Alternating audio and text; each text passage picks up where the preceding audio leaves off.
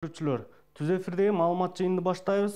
Бүгүн өкмөттүн Нарын облусундагы ыйгарым укуктуу өкүлүнүн орун басары Ибраева Жаркын Бейшембаевна маалымат берет. Ал эми биздин түз эфирдеги маалымат жыйынды КТРК, Алато 24, ЛТР, 5 канал, Пирамида, Ош ТВ каналдарынан, облустук медиа борборлордон, ошондой эле Нарын медиа борборунун YouTube каналынан, Facebook'та баракчасынан дагы көрсөңүздөр болот.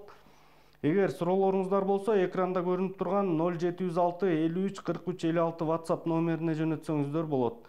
Анда эмесе Нарын облусунда азыркы эпидабал тууралуу маалымат берүү үчүн сөз Жаркын Бейшембаевнада. Облуста абал турукташып калган айтылып жатат. Жалпы эпидабал боюнча маалыматты сизден уксак. Саламатсыздарбы, урматтуу телекөрүүчүлөр. Нарын облусунда санитардык эпидемиологиялык абал деги эле ушул ооруларга байланыштуу абал турукташып калды. Кудай буюрса, бүгүнкү учурда жалпысынан алганда 1583 адам оору катталган. Булардын ичинен 680 ушул лабораториялык тастыкталган тажы вирусун жуктуруп алгандар, ал эми калгандары болсо жана өпкөнүн кагынышы же болбосо пневмония менен ооругандар болуп эсептелет. Булардын ичинен 1407 айыгып чыкты. Учурда облустук ооруканада, бир облустук ооруканада жана ошондой эле 4 аймактык ооруканаларда 97 адам, жалпы адам дарыланып жатат. Андан сырткары лабораториялык тастыкталган ковид менен 2 адам жеңил түрүндө үйдө дарыланууда. Ал эми каза болгондордун жалпы саны тилекке каршы 77. Ушул оорулар үчүн жалпы эле 573 койка жалпы уюштурулган. Булардын ичинен 146 койкасы ковидке уюштурулган болчу. Азыркы учурда жалпы 427 койка бош болуп турат. Андан сырткары жалпы 364 дарыгер, 1500 орто медайым кызматкерлер жана ошондой эле 866 санитар кызматкерлер иш алып барыш керек болсо, мына ошолордун ичинен азыр 299 врач, 1245 медайым ушул азыркы учурда аталган илдет менен күрөшүүнүн үстүндө иш алып барып атышат. Саламаттык сактоо мекемелеринде жалпы учурда бир 450.213 даана атайын коргонуучу тиешелүү болгон каражаттар бар. Булардын ичинде коргоочу костюмдар, бет каптар дегендей. Ошолордун бардыгы, анын ичинен 48.000 тегерегиндегиси бул коргоочу костюмдар.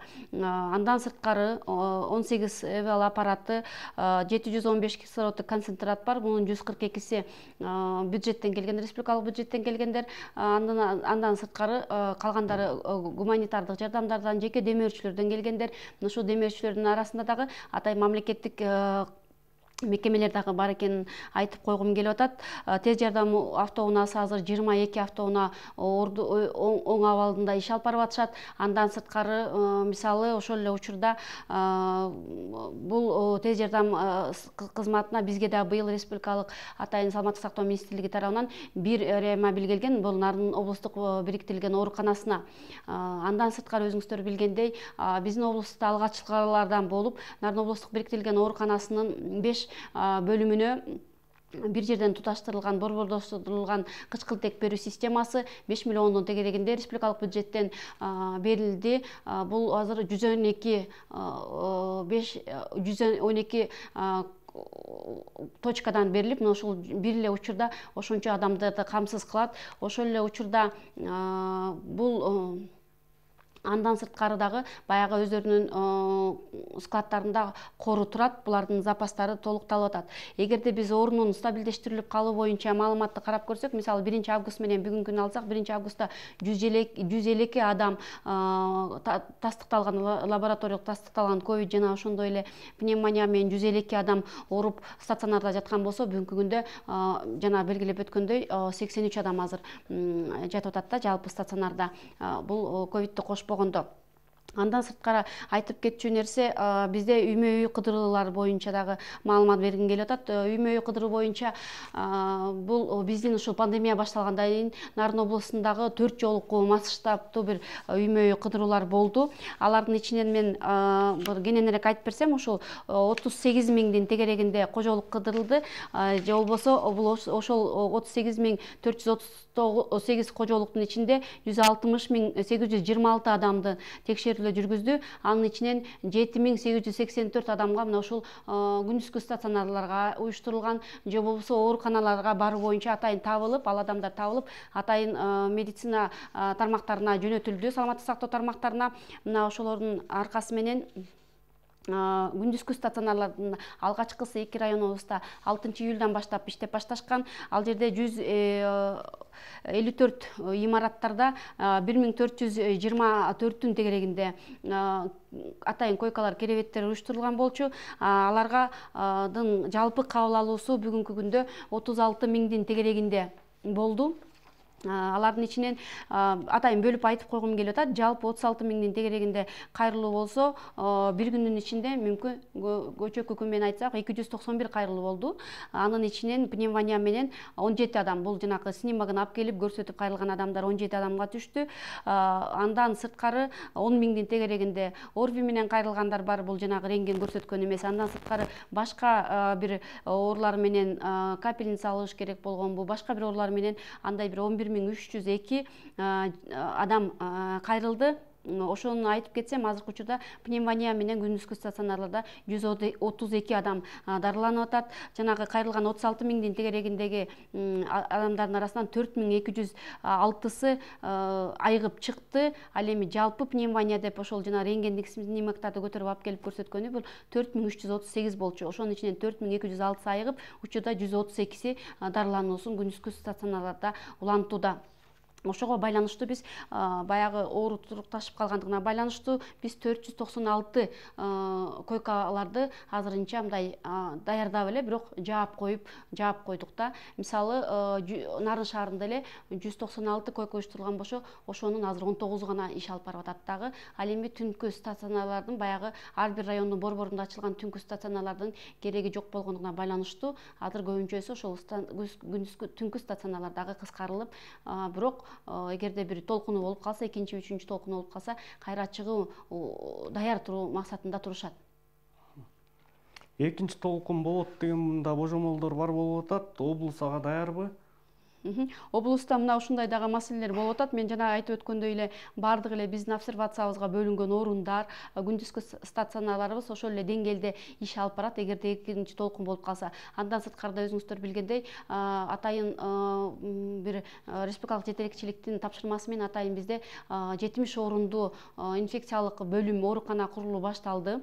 Бул биз 25 августта бүтүшүбүз керек. Анын дагы акча каражаты, булактары табылган. Бул учурда азыр 2 смен менен иштеп атат. Керек болгон учурда 3 сменге чейин дагы чыгышат да.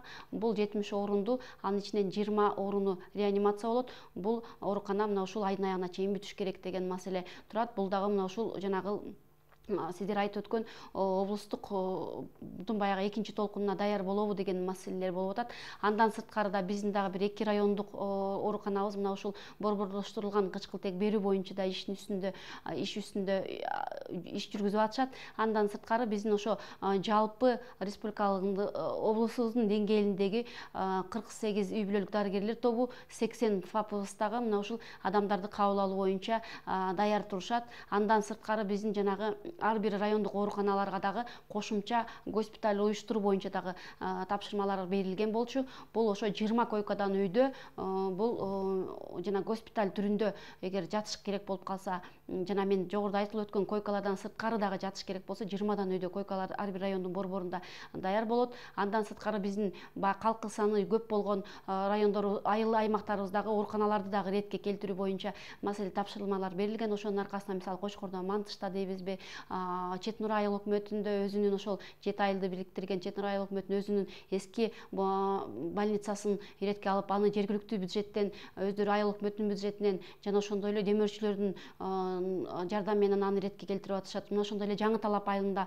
ушундай маселелер көтөрүлгөн. Мына ошондой эле маселе Нарын районунун Куланак айылында дагы маселелер бар, көтөрүү боюнча иштер жүргүзүлүп атат. Ошондуктан биз бул келе жаткан толкун эгер боло турган болсо, буга баягы бардык күчтөр толукталып салынат. Жана ошондо өзүңүздөр билгенден кийин бизде 1 айдан кийин эле кыш келе баштайт. Мына ал өзүбүздүн баягы көнүп калган гриппибиз менен да коштолушу мүмкүн деп адистер айтылып атат. Ошондуктан биздеги баягы кышка даярдыктуу, анын ичинен ушу медициналык тармактарына мен жана жогоруда айтып өткөн 1600-дün тегерегинде тонна көмүр тартылат. Булар боюнча да тендер иштери жүргүзүлүп, көмүрдүн сапаты боюнча облустук жетекчинин өзгөчө тапшырмасы бар. Ал боюнча дагы иштер жүрүп атат. Медицина кызматкерлеринин компенсациялары толук төлөнүптү. Кечээ премьер-министр бул багытта тапшырма берип, эгер кечиктирилсе катуу чара көрүлөрүн эскертти да. Туура айтасыз. Буга чейинки өбөлгөлүү кошумча төлөмдөр боюнча 2020-жылдын март айынан бери ушу 50 миллиондун тегерегинде 58 миллион, керек болсо 59 миллион деп айтсам болот, 58 миллион 870 миң 700 сом төлөнүп берилди. Бул март айынан бери бул жерде ошол 4877 медицина кызматкерлерине. Андан июль айы боюнча 20 миллион 340 миң 100 сом төлөндү. Кошумча жанагы төлөмдөр дагы 4 миллион да кошумча ал жана эрте чыгып кеткен, кайра келген дегендер боюнча да кошумча төлөмдөр төлөнөт. Жалпысынан бизде медицина кызматкерлеринен жанагы өбөлгөлөнүүчү кошумча төлөмдөр сиз айтып аткан төлөнүп берилди. Андан сырткары дагы өзүңүздөр билгендер боюнча бул ушул учурдан пайдаланып айтып койгум келип атат. Ушундай эле төлөмдөр башка социалдык тармактарда да жүргүзүлүп атат. Мисалы, окуу жылына байланыштуу бизде отпускага чыгып кеткен билим берүү мекемелериндеги бардык билим берүү мекемелеринде отпускный төлөнүп берилди. WhatsApp'тан келген суроолорго орун берсек, жогорку окуу жайлардын студенттеринин окуу жылы кандай болот, кандай шартта окутуу жүргүзүлөт? Өзүңүздөр билгендей, бул биз азырынча ошол 20 миңдин тегерегиндеги 1-5, 9 жана 11 классыбыз, бул 21 миңдин тегерегинде. Мына ушул окуучуларды окутуу боюнча жанагы билим берүү министрлигинин атайын сунуштарында республикалык штаб карап атат. Бизде облустук штабта бул жергиликтүү 142 мектебибиз жөнүндө сөз кылганбыз. Мына ушул жерден 36 мектебибиз мурдагыдай эле традициялык баягы реалдуу режимде окуганга даяр болуп турат. Булардын ичинде 2 жанагы жеке менчик мектебибиз бар. Бирөөсү билимкана, бирөөсү жанагы кыргыз эркек балдар лицейи Субак Кожоев атындагы Нарын шаарындагы, жана ошондой эле Нарын облустук Үсен Асанов атындагы облустук лицей дагы реалдуу түрдө окуганга даяр болуп атат.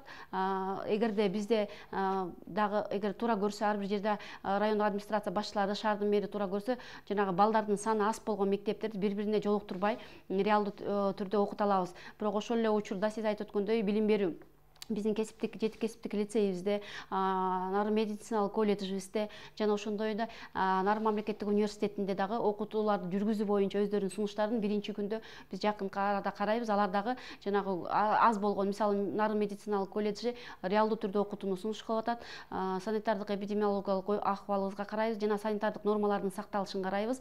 Жана ошондой эле биз ошол жердеги окуу жайынын жетекчилеринин сунуштарын да карап атабыз. Бул боюнча толук жакынкы күндөрдө жооп беребиз. Бирок алар дагы ушул реалдуу системада окуй десе, ага дагы даяр болушат. Эгерде дистанциондук болсо, санариптештирүү да биз быйыл билесиздер, эгерде дистанциондук санариптештирүү жылында бир мүмкүнчүлүктөр болсо, ал жакка карагандагы сөзсүз карайбыз. Ат башынын мед кызматкерлерине күндүзгү стационарда иштегендерге акчасы бериле элек. Качан берилет, кимге кайрылабыз? Мындай болушу мүмкүн эмес. Мен жаңы эле сиздерге айтып койдум, күндүзгү стационарлар боюнча маалыматтар болбош керек. Булардын жетекчилеринин өздөрү менен толуктап, же болбосо эфир бүткөндөн кийин толук кайрылсаңыз болот. Мен жанагыда жогоруда айтып өткөндөй 20 миллион 340 миң 100 сом төлөнүп күндүзгү стационарларга берилиши керек. Бул күндүзгү стационарлардын красный зона деп эсептелиндиби, кандай эсептелинди эле, кандай тартипте өткөрүлүш керек эле, мунун баардыгы ошол жердеги баягы райондук деңгээлдеги жетекчилердин жоопкерчилигине жүктөлгөн. Муну биздин республикалык деңгээлде дагы айтылып атат. Бирок ошол эле учурда биздин ФОМСтон алган маалымат боюнча муну тактайбыз. Да бир жолу жана өзүнүн жеке бир иштери болуп калышы мүмкүн. Карточкаларды туура эмес берилип калдыбы, же ушундай маселелер болдубу? Сөзсүз бул боюнча дагы эгерде сурооңуз болсо, биз эфирден кийин жооп беребиз. Бирок бизге түшкөн маалымат боюнча бизде азыр суммалар төлөнүп берилген. Мен 4 баланын энесимин, пособие алсам жакшы болот эле. Документ тапшырсам болобу же үй окатка карап пособие чектелбей калышы мүмкүнбү дейт. Сиздин пособияңыздын баардыгы кирешеңиз адамдарга бөлгөндө чыгаш кирешеңиз 1000 сомдон ашпаш керек болгон болсо, сизге жер үйүшүңүзгө карап атайын документтер бар. Сизге эгерде ошол 4 бараңызга мыйзамдын чегинде төлөнүшү керек болсо, кайрылсаңыз болот. Бул 1227 кыска номерине дагы чалышыңыз керек. бул жерде түндүк системасында баардык сиз жөнүндө маалымат чыгып калат. Ошого байланыштуу аны мыйзамга ылайыктуу эгер керек деп чечсе, сиздерде ошол территорияңызга байланышкан жергиликтүү социалдык кызматкерлер башкармалыгы тарабынан эгер мыйзамга ылайык келсе, жана киреше чыгаша булактарыңызда ар бир адамга чыгашаңыз 1000 сомдун тегереги болсо төлөнүп берилет. 1227 кыска номерине кайрылсаңыз. Саналуу күндөрдөн кийин мына жаңы окуу жылы башталгантат, мектептердин, бала бакчалардын даярдыгы кандай ремонт иштери боюнча? Жана жогоруда белгилеп өттүм, 142 мектебибиз, 135 бала бакчаларыбыз дагы ошо текучки ремонттор иштерин жүргүзүлүп атышат. 1-сентябрга даяр болушат. Айрым мектептерди көрүп келдик, ал жерде баардыгы даяр. Ошол эле учурда бизде облусубуздун аймагында республикалык бюджеттен 6 мектептин 2 бала бакчанын курулуш иштери жүрүп жатат. Жанагы 70 орунду ооруканадан сырткары ушул 6 мектебибиздин 2 бала бакчабыздын курулуш иштери дагы жыл аягына чейин жыйынтыкталып калса деп атабыз. Баардык иш даяр. Мен жана жогоруда айтып өткөндөй 5583 мугалим жана ошондой эле 700 тегерегиндеги тарбиячыларыбыздын отпускнойлору акчалары баарыныкы төлөнүп берилди. Суммалар абдан чоң. Азыр жумушка чыга башташты. Була жана өздөрүнүн күнүмдүк ремонтторун жана жасап башташты. Андан сырткары облусубузда мына ушул кошумча мектептин имараты, кошумча спорт зал деген дагы 11 объектибиз бар болчу. Мен жогоруда айтып өткөн ушулардын көбүнчөсү ошо спорт залдар, кошумча мектептин имараттары, садиктин имараттары. Ошентип бизде 11 дагы кошумча объектиге 41 миллиондун тегерегинде финансылык булактар ачылды. Булар да иш жүргүзүп атышат. Андан сырткары буларга дагы көмүрдүн тартуу боюнча дагы тапшырмалар берилген. Алгачкы айрым райондор тартып атышат. Бул дагы ошо негизи 1-октябрга тартып бүтүш керек, бирок облустук жетекчиликтин тапшырмасы бар. Бул учурунда сапаттуу көмүр тартылат. Бул жерлерде дагы билим берүү мекемелеринде дагы. WhatsApp'тан келген суроолорго орун берсек, биздин мектептин спорт залы обсервация болуп, ооруган адамдар жатып дарыланышууда. Мектеп ачылса, балдар окууга барып калса кандай болот? Ата-энелер кооптонуудабыз дейт. Мен жогоруда айтып өткөндөй, жанагы 154 имаратыбыздын ичинен 69-у ушул жанагы медициналык тармагына тиешелүү болбогон бир имараттарга, медициналык эмес имараттарда ачылганда, булардын ичинде спорт залдарыбыз бар, библиотекалар бар, медициналык жанагындай маданият тармагындагы ДК клубтарыбыз бар болчу. Мына ошолордун ичинен тапшырмалар берилип, азыр айтып атпаймынбы, жаңы эле айтып өттүм, баардыгы бошотулуш керек, анын баары тазаланып туруп, эгерде реалдуу окуйбуз деген мектептин катарына кирсе, толук тазаланып, дезинфекциядан өткөрүлүп, баардык шарттар тазаланып окууга башталат. Эгерде жанагы 36 мектептин ичине кирбей калган, анткени ар бир жеринде, ар бир айыл өкмөтүндө, ар бир жерде өздөрү карап көрүп атышат да. Тапшырма ушундай болгон. Мына мисалы Кочкор району менен Жумгал району биз реалдуу режимге өткөн мектеп бере албайбыз деп туруп атышат да. 34 мектеби, 24 мектебиз тең. Мисалы Жумгал районунда 24 мектеп, Кочкор районунда 34 мектеп тең реалдуу режимде окуй албайбыз деп берип атышат. Эгерде булар ошондой системада болсо, биз аналарды жанагындай реалдуу системада окубаган жерлерде биздин күндүзгү стационарларыбыз колдонуп калышыбыз ыктымал. Эгерде реалдуу суроо берген адамдын райондору жери так көрсөтүлбөптүр. Эгерде ал реалдуу системага кирген болсо, алар дезинфекциядан өтүп окутулат. Онлайн окуу декабрга чейин уланышы мүмкүнбү? Ушул онлайн окутууда билим берүү, балдардын билим алуусу толук камсыз, кандай жеткиликтүү жүргүзүлүп жатабы? Сиздердин бул багытта көзөмөлүңүздөр? Бул боюнча биз көзөмөлдөрдү карап турабыз, өзүбүздүн атайын индикаторлорубуз менен карап турабыз. Ошол индикаторлорубузга мисалы жана биздин 110дон жогору балл алганы, окууга тапшыргандардын саны, алтын сертификат дегендей кирип атат. Биз быйыл 200дөн жогору бир баягы 18 балабыз алды. Облустук республикалык көрсөткүчүбүз дагы жакшы, бирок ошол эле учурда ата-энелердин айрымдардын баягы бул өзү дагы бир жаңы система болуп атпайбы? Онлайн болуп биз көнүп калганбыз да, канча жылдан бери мектепке барышыбыз керек, бир аныкталган убакыттарда балдар деген мектептерде жүрүш керек деген. Мына ошого байланыштуу бизде дагы көп маселелер келип чыкты.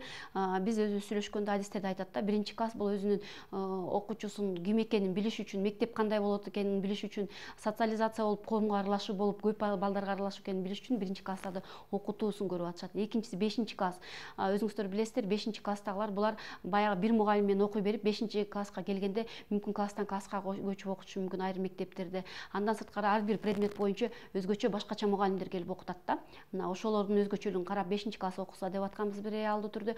Ошондой эле 9-класстар, булар 9-классты октотуп башка окуу жайларына тапшырып кетиши мүмкүн. Ошондуктан 9-классты күчтөп, анан ошондой эле албетте 11-класс. Мен жана жогоруда айтып өткөндөй, бизде 59 миңдин тегерегинде окуучулар болсо, ошонун 21 миң тегереги мен жаңы эле айтып өткөн баягы эмелерге кирет да, өзүнчө бөлүм эмелек окуш керек дегендерге кирет. Биз да ошол жагын туура көрүп атабыз. Бирок эгерде баягы санитардык бир көзөмөлдөр кандай болот, деги эле эпидабал кандай болот, ошого байланыштуу гана биз жооп бере алабыз. Бирок колдон келсе биз баягы реалдуу режимге жанагы 36 мектебти ошон үчүн тактап чыксак да, 142-нин ичинен реалдуу баягы окуткандарды сунуш кылып атканбыз. Мисалы Нары шаарында 8 мектеп, алар жолдон балдар түз кетеби, коомдук тартип машиналарда көп жүрөт, алар оорубаса дагы таратуучулар болуп калсачы деген маселенин чегинде Нарын шаарда азыр коптонуп өздөрүнүн сунуштарын карап атышат. Биз жогоруда айткандай, мен муну жакынкы учурларда биз облусту өзүбүз бир чечимге келип айтабыз. Андан сырткары жанагы мектептердеги бир интернет кошуу боюнча маселесин айтып койгум келди да. Анткени себеби баары бир биз санариптик окууга өтүшүбүз керек болуп атат. Алардын ичинен келгенде дагы бир интернет байланыш менен окуш керек болот. Биз анын ичинен 142 мектебибиздин ичинен 91 мектеп интернетке кошулган. Азыркы учурда 15 мектеп дагы Кыргызтелеком аркылуу интернетке кошуу иштери жүрүп жатат. Мурда бизде ушул 9 мектебибиз техникалык такыр мүмкүнчүлүк болбойт, окуй албайт деп атканбыз. Бактыга жараша ошолордун ичинен 3 мектеп дагы жанагы радио релейка аркылуу кошуп берип атышат. Интернет аркылуу, ошол аркылуу интернет менен кошулуп баягы санариптик бир өзгөчө бир окууларга өтүшөт. Мынанын ичинен бир 6 мектебибизге бир такыр эле мүмкүнчүлүк жок болуп эсептелинет. Булар ошол эле жумгалдагы мектептер. Айнкуштар буларда деле балдардын саны аз. Ошондуктан буларды биз баягы иретке келтирип, график менен дагы биздин жанагы милдеттүү түрдө мугалимдерибиз график менен атайын санкенчикка толтуруш керек да. Ошолор бүтүп калды. Анын ичинде флюрага сөз түшөсүздөр деген да тапшырмалар болгон. Район график менен түшүп атышат. Мына ошолор менен жанагы 6 мектебибиз кирбей калат. Мына ушул мектептерибиз дагы мындай баласы аз сандагы, мисалы жанагы Алыскы мектептерибиз, Саргамыштагы, Миң Куштуу мектептеринде окуп калышулары ыктымал. Бул боюнча тапшырмалар берилген. Мына ошондуктан баягы мисалы биздин 30 мектебибиз мисалы Кочкордогу күндөлүк деген система менен иш алып барып атат да. Бул жерде соткадан отуруп эле кимдин каякта отурганын дагы баягы миграция жүргөн ата-энеси деле баласын көрүп алып окуганын билгенин болуп атат. Анан баягы учурлук менен замандын талабы менен биз баягы мектепке сөзсүз барат, 6 саат ошол жерде отурат деген бир нерселер могу пандемиядан кийин дагы көпкө чейин дагы бир өзгөчө болорун, жашоо башкача, дүйнө башкача болорун мойнубузга алып атабыз да. Анан ошондуктан бизде дагы жанагындай эле суроолор жооптор эпидемиологиялык абалга байланыштуу. Эгерде эпидемиологиялык көчүп кетсе, биз дистанциялык өтөбүз. Ал үчүн бизде дагы буга чейин көтөрүлүп кеткен азыркы санарип мугалим деген мектептердеги сабак берүү боюнча жүгүртмөлөр алдына да даярдалып атат билим берүү министрлигинин тапшырмасы менен. Мына ошондой эле жалпысынан алганда, эгерде дистанттык окуп калсак, ал үчүн дагы ал вариант боюнча да бизде сабак өтүү жүргүзүлүп атат. Анын ичинен биз дагы эле тактап атабыз окуучуларыңыздардын жанагы смартфон менен камсыз кылуусу, же болбосо телевизор менен камсыз кылуусу кандай деп. Биз өткөн окуу жылында бүтүп атканда 4-чейректе 3-тün тегерегинде ошо смартфон менен камсыз кылып, анын ичинде 400-тün тегерегинде дагы ошо телевизорлор менен камсыз болгон. Мына ушул тармакта деле иштерди алып бара беребиз. Ковид менен ооруган мамлекеттик кызматта иштегендерге больничный төлөнөбү? Бунун бардыгы баягы өзүнүн жумуш берүүчүсү менен такталып алыш керек. Ковид менен ооругандарга сөзсүз больничный төлөнүп берилиш керек деген менин билишимде төлөнүп берилиш керек ооба, мамлекеттик кызматкерлерге дагы. Мен кошумча компенсация жөнүндө сөз кылмакмын. Ал ооруп жаткандан кийин ковид менен оорубагандар деле больничный алып жүрчү да. 3 балам бар, мектепте иштейм. Алган айлыгым 3000 сом. Кошумча пособие алсам болобу? Мен дагы бир жолу айтып коеюн сиздерге, пособиялар боюнча эгерде жанагы түшкөн акчаңыз бир айда түшкөн акчаңыз ар бир киши башына бөлүнгөндө 1000 сомдон кем болбосо албайсыз. Эгерде 1000 сомдон ашып кетип аткан болсо, жана 12-27ге кайрылсаңыздар түшүндүрүп берет. Алыш керек 1000 сомдон. Ошондо киши башына 1000 сомдон эсептейсиз биздин высокогорный кошкондо. Кыш мезгилине карата билим уяларынын даярдыктары, жалпы эле социалдык мекемелердин даярдыгы кандай? Көмүр тартуу, канча көмүр менен камсыз болушту, канча көмүр керектелет?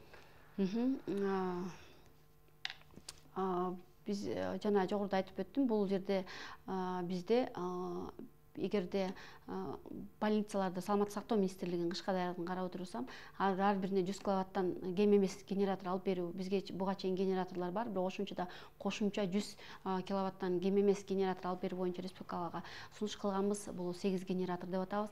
Андан сырткары ар бирине альтернатива көмүр дагы жагылсын, ошол эле учурда электр энергия менен камсыз болуусу дагы каралып атат. Ар бирине керек болсо ар бир бөлүмдөрүнө өзүнчө баягы линия тартып боюнча да тапшырмалар берилген да. Мисалы бизде облустук мекемелер ар бир ушул саламаттык сактоо мекемелеринин кураторлору болуп эсептелинет. Биз мисалы Нарын облустук бириктирилген оорукана эмеси менен Чыгыш электр акционердик коомунун Нарындагы филиалы менен Жогорку Чыңалуунундагы Нарындагы филиалы, булар кураторлор. Булар ар бир 19 отделениясына чейин карап, кайсыл жерде оңдош керек экен, кандай точка болуш керек экенин мындай өзүбүз көзөмөлдөп атабыз. Мына ошолордун баардыгын карап атышат. Кышка даярдыгыбызда мына ошо 1600-ün тегерегинде бул ФАП УДТларды дегеле жалпы саламаттык сактоо мекемелерине тартылчу көмүрлөр болуп эсептелет. Андан сырткары мына ошондой эле бала бакчаларына, мектеп деге дагы көмүр тартуу иштери жергиликтүү бийликтердин мойнуна жүктөлгөн. Акчасы республикалык бюджеттен бөлүнгөндөрдүкү дагы иретке келип талтырып, жана жогоруда айтып өттүм, тендер иштери жүргүзүлүп атат. Муну 1-октябрга чейин тартып бүтүшүбүз керек. Аны тартып бүтөбүз. Бирок ошол эле учурда облустун тапшырмасы болгон. Ошо мурда эле мынча көмүр деп эле эсептеп коюшу мүмкүн да, ошону толук кандуу карап чыгыш керек. Мисалы кээ бирине кошумча корпустар курулуп атат. Ошону да толуктап, баягы бир эч ким жерде бир толоксуз көмүр калбаш керек. Ошол эле учурда алардын сапаты да жакшы болуш керек. Мисалы былтыр ушундай маселелер болгон, сапаты начар деп биз кайра тартыртып, кайра кетиргенбиз. Ошондуктан жергиликтүү бийлик, анын өзгөчө айыл өкмөттөрү Нарын шаардык мэриясына, район администрацияларга ушул тапшырмалар берилген. Бул 1-октябрга чейин тартып бүтүш керек. Негизги кышкын сессияны айтып бүтөйүн. 2020-жылдын 1-октябрына чейин. Бирок облустун тапшырмасы менен бул тартыла баштады. Булар эрте бүткөнгө аракет кылышат. Рахмат. Бүгүн өкмөттүн Нарын облусундагы ыйгарым укуктуу өкүлүнүн орун басары Ибраева Жаркын Бейшембаевна жооп берди. Биз сиздер менен коштошобуз. Саламатта туруңуздар.